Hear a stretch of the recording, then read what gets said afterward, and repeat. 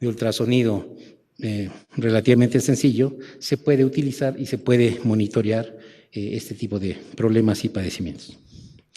Aquí tenemos un trabajo que se ha hecho también paralelo a eso, para estudiar los efectos de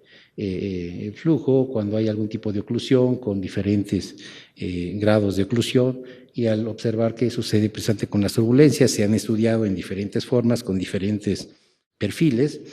y eso ha ayudado también en gran medida a conocer y poder medir de una mejor manera el fenómeno.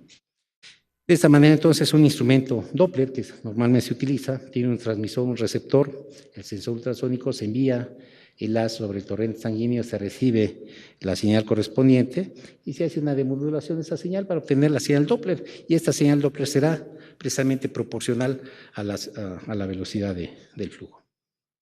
De tal manera que entonces nuestro problema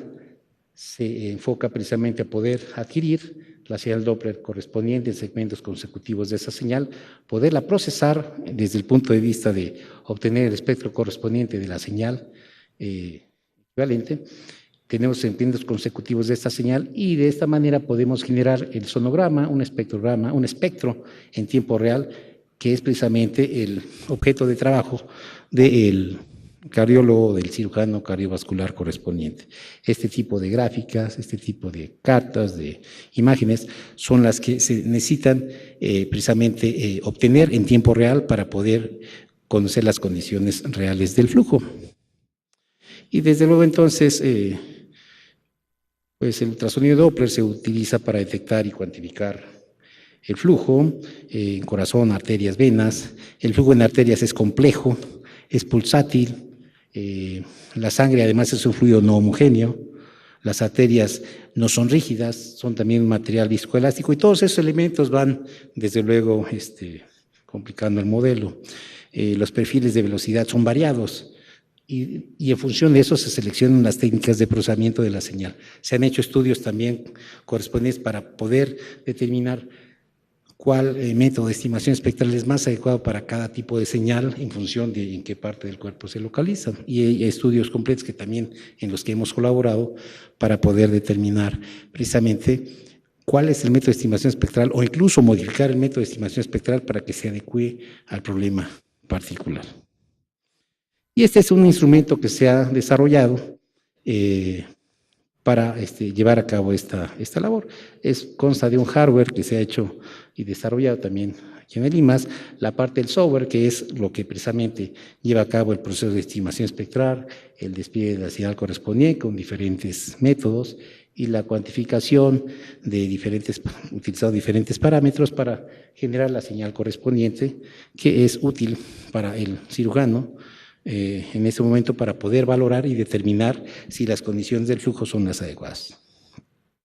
Se ha trabajado en diferentes métodos de estimación espectral, que es precisamente, digamos, el corazón de lo que es el centro, parte correspondiente algorítmica del problema, cómo poder implementar estos métodos de estimación espectral dependiendo de las características de la arteria y la señal. Y se ha hecho un estudio también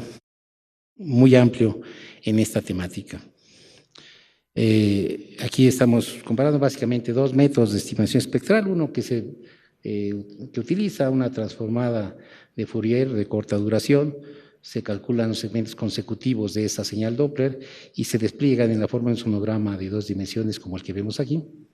Y otra es utilizando un modelo autorregresivo, que es precisamente también otra forma de poder calcular el espectro de una señal, trabajando con un modelo de esa señal,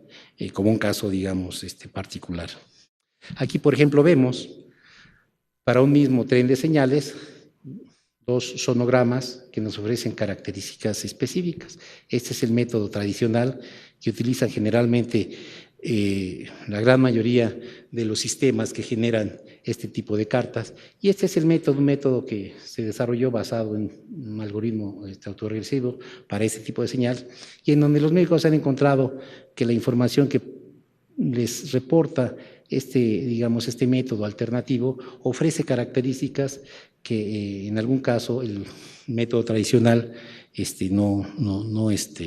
son visibles, particularmente cuando se trata de oclusiones pequeñas en una etapa inicial, las variaciones o las turbulencias que estas oclusiones muy leves ocasionan en el flujo, por las características y limitaciones propias de este método, no se perciben. Sin embargo, un método como el método paramétrico permite realmente percibir incluso variaciones muy pequeñas en ese sentido.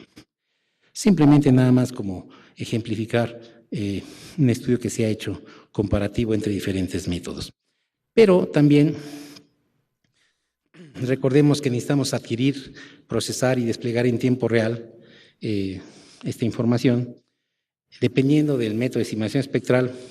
dependerá del algoritmo y también la complejidad del mismo. Y entonces se han utilizado arquitecturas de procesamiento basadas en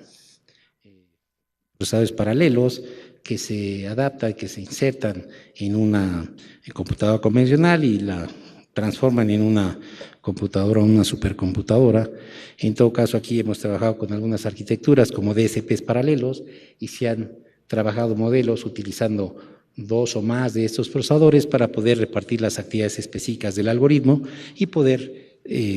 reducir los tiempos de ejecución. Se han utilizado modelos computacionales que se insertan, con los cuales se programan los diferentes procesadores con diferentes aplicaciones y utilizando técnicas de cómputo paralelo.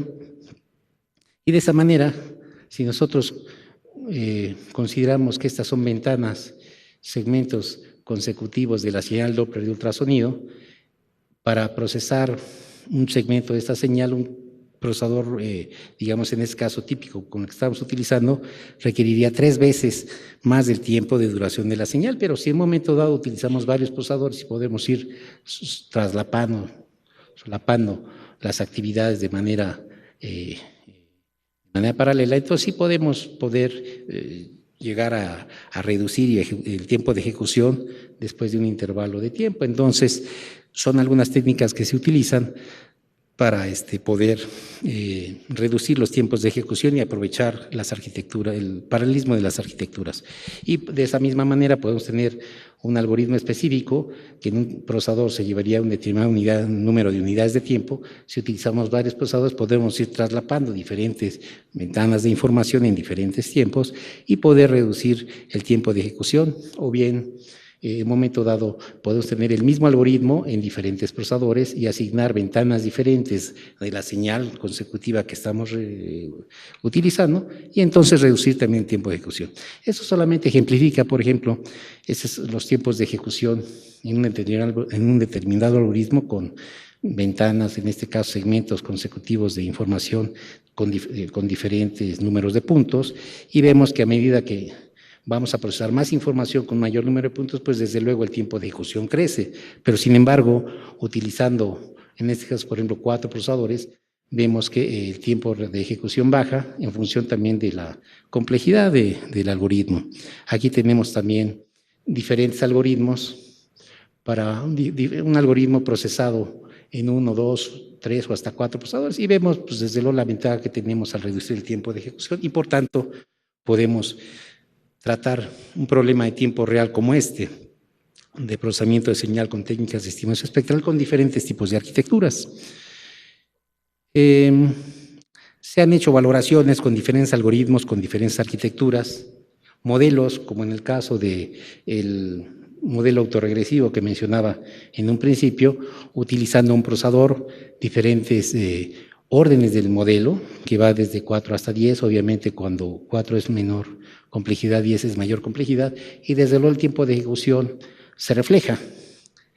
en la ejecución del modelo, pero si en vez de utilizar un solo procesador, utilizamos 2 procesadores, este tiempo baja y sigue bajando hasta un determinado límite. No podemos repartir esa tarea en un número infinito de procesadores porque también debemos considerar que los procesos se comunican y llegará un momento en que el proceso de comunicaciones pesará más que el tiempo de ejecución, pero bueno, sí en un momento dado se pueden hacer estudios para ir definiendo hasta cuál es el número máximo de procesadores que podemos utilizar en este tipo de problemas.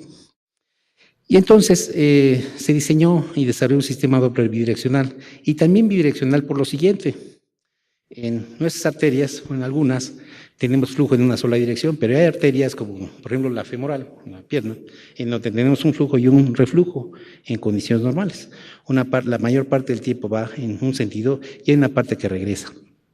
Y entonces el sistema tiene que considerar que hay una parte del flujo que va en una dirección y hay otra parte que va en otra dirección, y debemos ser capaces de discriminar ese flujo y después generar el sonograma correspondiente considerando las dos partes. Este sistema se ha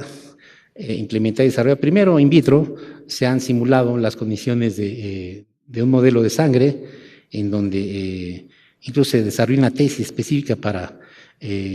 generar un modelo de sangre a base de un tipo de polvo de algún tipo de plástico combinado con diferentes elementos fluidos. Y en este caso, esas partículas de ese plástico, ese polímero, simulan precisamente lo que serían los glóbulos rojos, porque sería muy complicado trabajar con sangre. Entonces se ha utilizado este sistema, este Phantom, que en donde precisamente en esta parte tenemos un modelo de una arteria, aquí tenemos el sensor con una determinada inclinación, aquí un modelo, un sistema que simula el corazón con una bomba controlada, un sistema de control que me permite precisamente poder manejar la intensidad y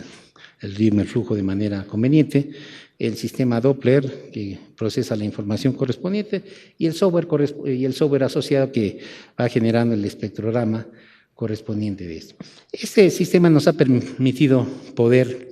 valorar diferentes regímenes de flujo y también valorar diferentes tipos de algoritmos para poder seleccionar los que sean más adecuados y ajustarlos, hacer un ajuste fino, dependiendo de las arterias que en un momento dado se van a valorar. Y bueno, las pruebas del prototipo en vivo se han llevado a cabo llevando a cabo lo que es cirugía de bypass. Esto se ha hecho en buena medida a través de un convenio de colaboración en el Hospital Central de La Habana, en el Cardiocentro, que es el Hospital General de Cardiología de Cuba, en donde tenemos un convenio de colaboración y en donde se han estado utilizando este sistema, que de hecho es un sistema prototipo, ya con diferentes versiones, para poder valorar este proceso. Este